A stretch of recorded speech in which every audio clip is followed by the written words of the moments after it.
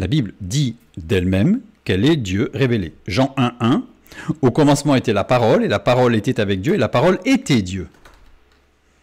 Jean 1,14, et la parole a été faite chair, et elle a habité parmi nous pleine de grâce et de vérité, et nous avons contemplé sa gloire, une gloire comme la gloire du Fils unique venu du Père. Le verset 18, personne n'a jamais vu Dieu, le Fils unique qui est dans le sein du Père, et celui qui l'a fait connaître. C'est notre but, c'est lui qui l'a fait connaître. Le Fils de Dieu est la parole. Qu'est-ce que nous avons vu dans 1.1 ? La parole est Dieu. 1 plus 2 donne le Fils de Dieu est Dieu. En troisième point, le Fils de Dieu fait connaître Dieu. Le verset 18. Donc si je rajoute 1, 2 et 3, la parole est Dieu et fait connaître Dieu. Donc la Bible dit d'elle-même qu'elle fait connaître Dieu. Elle permet de connaître Dieu. Maintenant le Coran. Le Coran dit de lui-même qu'il est une révélation de Dieu.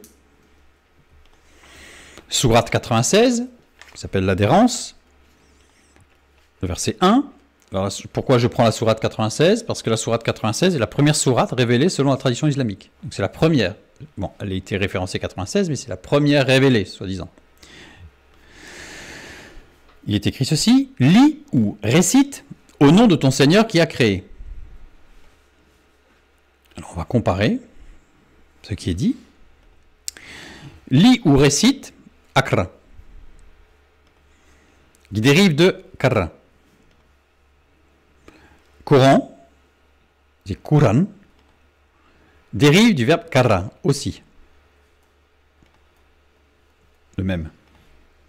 Et ce verbe, karra, veut dire lire, réciter ou rassembler, collecter.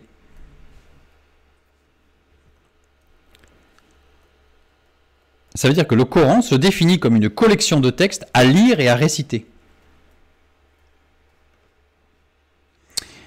Quran vient de la racine arabe, alors je ne vais pas vous la prononcer, mais en français ça fait QR, l'équivalent.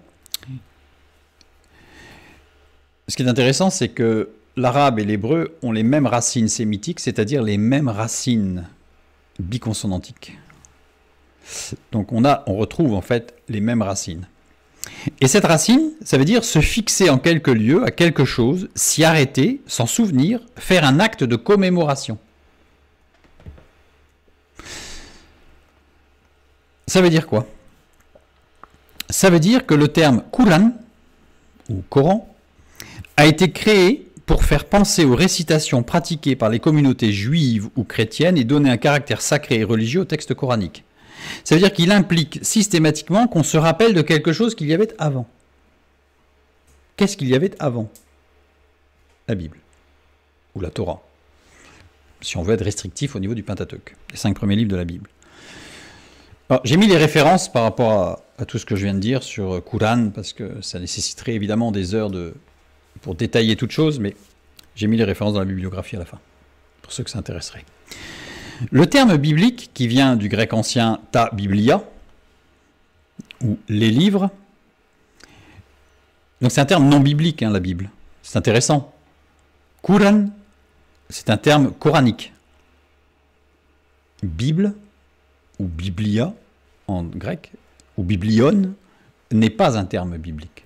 C'est un terme qui a été inventé ou ajouté ou accolé au texte biblique par la suite.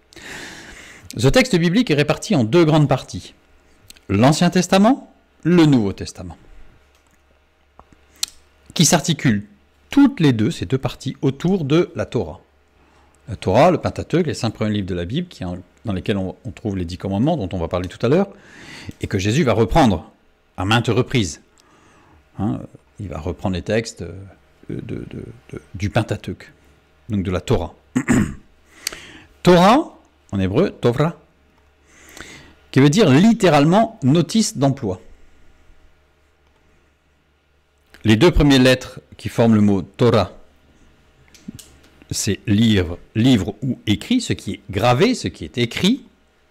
Et les 2 dernières lettres, action de faire voir, de rendre visible, de faire connaître. C'est le livre qui fait connaître.